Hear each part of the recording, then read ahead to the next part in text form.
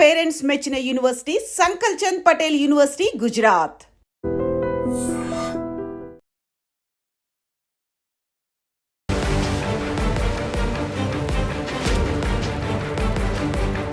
బీజేపీలో సమన్వయం లేదు. బీజేపీలో ఏం జరుగుతుంది, ఒక నాయకుడికి అసలు పడనే పడదు. ప్రజా పోరాటాలు అటు ఉంచితే మొత్తంగా అసలు పార్టీనే ఎటుగాకుండా చేస్తున్నారు. దీంతో కేంద్రం ఆగ్రహం వ్యక్తం చేస్తోంది ఇక్కడ ఉన్నటువంటి లీడర్స్ మీద అనేది మొన్న మనము అంటే గత 2 నెలల క్రితం కూడా మనం చూసాం, విన్నాం. కానీ ఇక మున్సిపాలిటీ ఎన్నికలు అయినాయి కదా, మున్సిపాలిటీ ఎన్నికల తర్వాత మాత్రం అసలు ఏ పార్టీకి శత్రువు కాదు. నిజం చెప్పాలంటే కార్యకర్తలారా, మీరు కొట్టుకొని రాళ్ళు విసురుకొని మా నాయకుడు అని మీరు రక్తాలు వచ్చినట్టు కొట్టించుకుంటే ఇక్కడ ఏం లాభం లేనట్టే కనిపిస్తున్నది. మీరు చూడండి, ఏ పార్టీకైనా ఓటేసేస్తుంది. ఇప్పుడు బీజేపీ ఉంది, బీజేపీకి సంబంధించిన మెదక్ ఎంపీ ఉన్నారు. ఆయన ఖటర్ బీజేపీ నాయకుడు. ఆయన ఏకంగా గూడెం మైపాలరెడ్డి పటాన్చెరుకు సంబంధించిన ఎమ్మెల్యే కారులో ఎక్కి ఎక్స్ అఫిషియో మెంబర్ కాబట్టి ఆయన బీఆర్ఎస్కి సంబంధించిన సీట్ని కైవసం చేసుకోవడానికి ఎక్స్ అఫిషియో మెంబర్ బీజేపీ ఆయన వెళ్ళి బీఆర్ఎస్కి మద్దతుగా ఓటేసాడు. ఇది పెద్ద చర్చ. అసలు మామూలు రచ్చలేదిగా. రఘునందన్ రావు మొత్తం తెల్లారు లేస్తే కల్వకుంట్ల కుటుంబం మీద మాట్లాడతాడు కదా, గంతగానం తిడతాడు కదా, మరి ఇట్లెట్లేసిండు అని పెద్ద చర్చ పార్టీలో. ఇదేటో పోయేటట్టుంది అని చెప్పి కేంద్రం ఏం చేసింది, బాబు అదేందో కనుక్కోర్రి, ఆ నివేదిక ఏదో ప్రిపేర్ చేసి అని ఆ పార్టీకి సంబంధించిన ఇన్ఛార్జ్ ఉన్నారు కదా, పార్టీ ప్రెసిడెంట్ రామచంద్రరావుకి ఆదేశం ఇచ్చిండు. దీంతో సైన్ పెట్టి ఆయన ఒక నివేదిక ప్రిపేర్ చేసి పంపించిండట. కానీ రఘునందన్ రావుని ఇదే ఇష్యూలా క్వశ్చన్ వేస్తే ఒక ఛానల్లో ఏం మాట్లాడిండో వినండి. నా మీద ఎంపీగా పోటీ చేసినటువంటి కాంగ్రెస్ పార్టీ నుంచి ఎంపీగా పోటీ చేసినటువంటి అభ్యర్థి శ్రీమతి అక్కడ ఉంది కాబట్టి మీకు తెలుసు, కాంగ్రెస్ కి భారతీయ జనతా పార్టీకి ఇది పెద్ద భూతద్దల్లా పెట్టి చూడాల్సినటువంటి అంశం కాదు. అక్కడ ఉన్నటువంటి స్థానిక పరిస్థితుల దృష్ట్యా అది ఆ సంఘటన అట్లా నిర్ణయం తీసుకోవాల్సి వచ్చింది. సో పార్టీ లైన్ ఏం జాంతేనే అప్పుడు ఆ సందర్భంలో పర్సనల్ రిక్వెస్ట్ ఏమైనా చేసినా కూడా ఆనాడు అంటే గతంలో ఉన్నటువంటి పర్సనల్ ఇష్యూస్నే బేస్ చేసుకొని నేను ఇక్కడ ఓటేసినా అని చెప్పినట్టే అనిపించింది నాకు ఇక్కడ. దాని తర్వాత రామచంద్రరావుకి కూడా ఈ విషయం తెలుసు, మా పార్టీ అధ్యక్షుడికి కూడా తెలుసు, ఆయనకు చెప్పే నేను ఓటేసినా అంటుండ్రు. హైకమాండ్ ఏమో ఏకంగా ఆయననే ఓ నివేదిక కోరింది.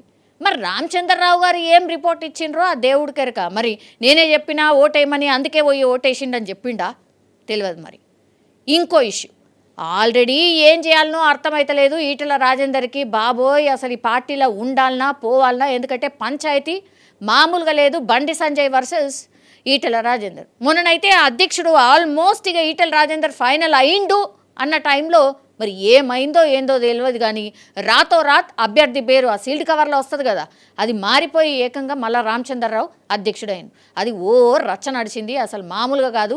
ఈటెల రాజేందర్ ఫాలోవర్స్ అయితే ఏకంగా ఈటెల రాజేందర్ పర్సనల్ ఛానల్లోనే లైవ్ పెట్టి మామూలుగా తిట్టలేదు బండి సంజయ్ని. మొన్న అసలు అటు వైపే పోలే, కరీంనగర్ వైపే పోలే, అసలు ఆ కరీంనగర్ని అసలు పట్టించుకోలే ఆయన నియోజకవర్గం వాళ్ళు ఉన్నా కూడా.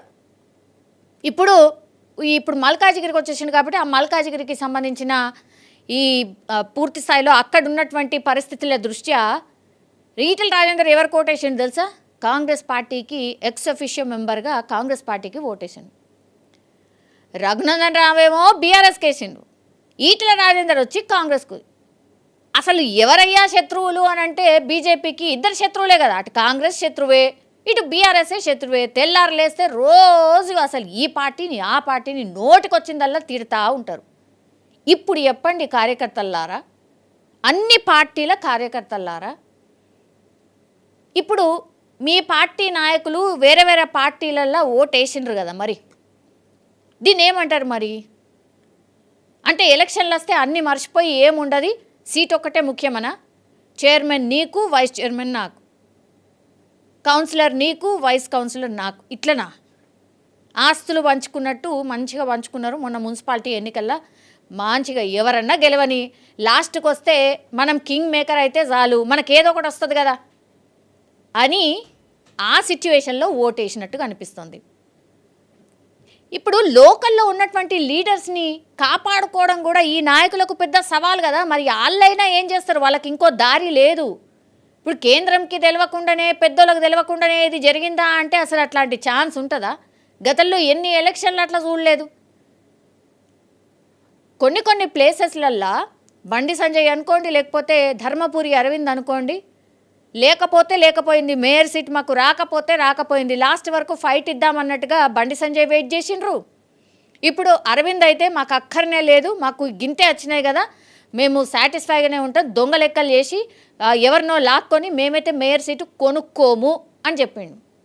ఇవాళ మెట్పల్లికి సంబంధించిన వాళ్ళు అసలు ఏంటిది, మేము ఈ పార్టీలో ఉండాలనా లేదా, లాస్ట్ మూమెంట్లో మమ్మల్ని అట్లా వదిలేసిండ్రు. మెట్పల్లిలో బీజేపీ 10 సీట్లు గెలిచింది, ఇండిపెండెంట్లేమో 4 సీట్లు గెలిచిండ్రు, మిగతా 2 పార్టీలేమో చెరో 6 సీట్లు గెలిచినాయి. అక్కడ కనీసం ఏ నాయకుడు పట్టించుకోలేదు. లాస్ట్కి వస్తే వేరే చోట్ల ఇట్లా ఎక్సెఫిషియో ఓట్లతోని గెలిచిండ్రు, మమ్మల్ని కూడా అట్లా గెలిపిస్తే అయిపోతుండే కదా అన్న మాటకి ధర్మపురి అరవింద్ ఇవాళ ఏమన్నానంటే, ఈ పార్టీకి ఒక 20 ఏళ్ల నుంచి కోవట్లు పట్టి ఏళ్ళాడుతున్నారు. ఆయన పార్టీకి సంబంధించి మా పార్టీలోనే కోవట్లు ఉన్నారు, ఒక 20 ఏళ్ల నుంచి పట్టి ఏళ్ళాడుతున్నారు, వాళ్ళు పోతే కానీ దరిద్రం పోదు అన్నాడు.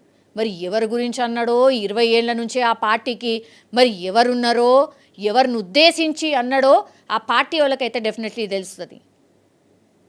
అరవింద్ గారు గతంలో కూడా చాలా టైమ్స్ మాట్లాడినా, అసలు మేము కనీసం ఓన్లీ 8 సీట్లు గెలిచినాం, 8 సీట్లు గెలుస్తారా, అసలు పార్టీ అధికారంలోకి వచ్చే పరిస్థితి కనిపిస్తుందా అని సొంత నాయకులే మాట్లాడుతున్నారు. అందుకే కదా చాలా రోజుల నుంచి ఒకటే ముచ్చట, అసలు బీజేపీల నాయకులకు సమన్వయం లేదు, ఎవరి సినిమా వాళ్ళదే, ఎవరి పంచాయతీ వాళ్ళదే.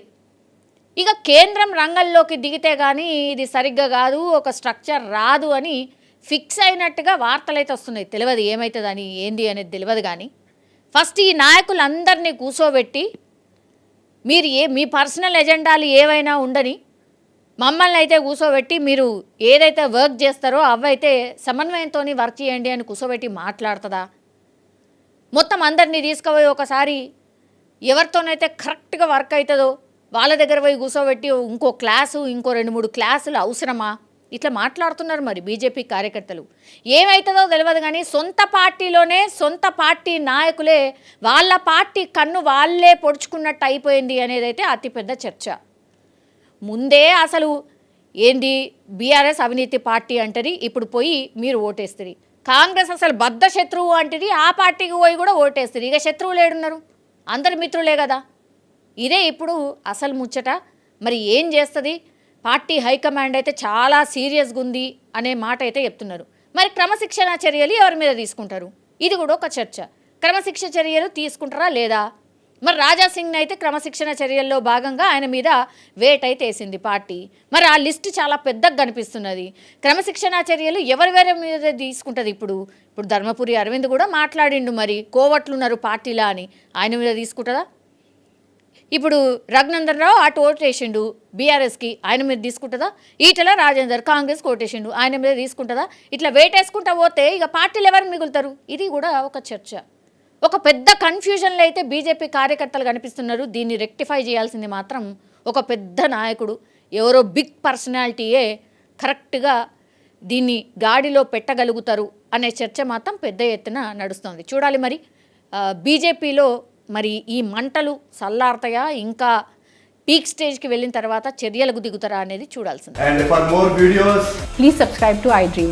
Please subscribe to iDream. Please subscribe iDream. And please subscribe to iDream. For more videos, subscribe to iDream. please like, share and subscribe to the channel. Congratulations, iDream. Subscribe to iDream. Subscribe to iDream. So subscribe to iDream Media. iDream ki iDream team andarki huge congratulations. Please subscribe iDream Media. Please subscribe to iDream. Subscribe iDream. Please subscribe to iDream. I dream అంటే నా కళల ఛానల్ను subscribe చేసుకున్న నోరు తిరుగుతలేదు. మీరైతే గంట గుర్తు కొట్టండి. For more such videos, please subscribe to iDream. Subscribe to iDream. Please subscribe to iDream. Please subscribe iDream Media. Please do subscribe to iDream. Please subscribe to iDream Media. For best entertainment and information, please subscribe iDream. And don't forget to subscribe to iDream.